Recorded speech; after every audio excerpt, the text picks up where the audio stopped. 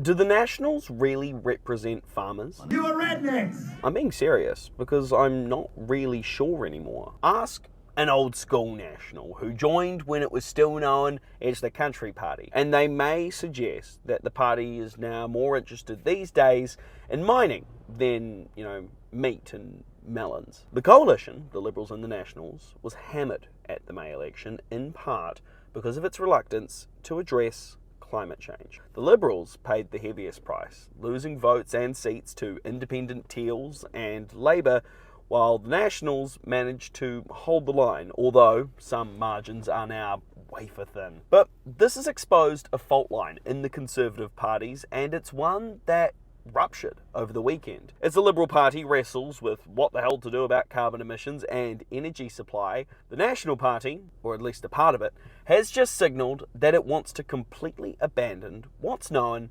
as net zero by 2050. According to the Climate Council, net zero emissions refers to achieving an overall balance between greenhouse gas emissions produced and greenhouse gas emissions taken out of the atmosphere. One way to help get there is by swapping out coal and gas for renewable energy like wind, hydro and solar. At its party conference in Coffs Harbour on the New South Wales East Coast on the weekend, the New South Wales Nationals voted to toss net zero 2050 in the bin. Now, while this doesn't actually dictate the party's national policy, it carries weight and signals that the diehards are digging in for a fight on climate policy. Nationals leader David Littleproud will no doubt have heard the message from New South Wales loud and clear. For the Liberal Party and its leader Susan Lee, this is a nightmare. By returning to the bad old days of Abbott and the climate change hoax, the coalition would be taking a huge gamble. It's kind of cooked.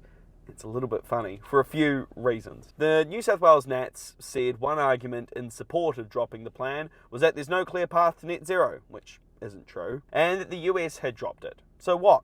We should too. Is this not a masterclass in making your party look as out of touch as possible? I asked at the start of this video if the Nationals care about farmers. We know Australia is a land of drought and fire, but we also know these extreme events are becoming more intense due to the effects of climate change. We see rural properties burnt to the ground, thousands upon thousands of hectares charred, kilometres of fencing washed away, people stranded on rooftops, animals starving or drowning, and crops ruined. So why don't the Nats appear willing to do anything about it? This is their voter base, right? A few weeks ago, I spoke to Peter Holding, a third-generation wheat and sheep farmer from Harden in southeast New South Wales. I asked him what he thought about members of the Nationals like Matt Canavan coming out against net zero. 20 years ago, I would have accepted a politician saying, I don't understand climate change. I don't accept that argument anymore. If you're out there denying that climate change is happening and you're not trying to do anything about it and you're still promoting the use of coal and fossil fuels, you know what you're doing. You've just taken the money and decided that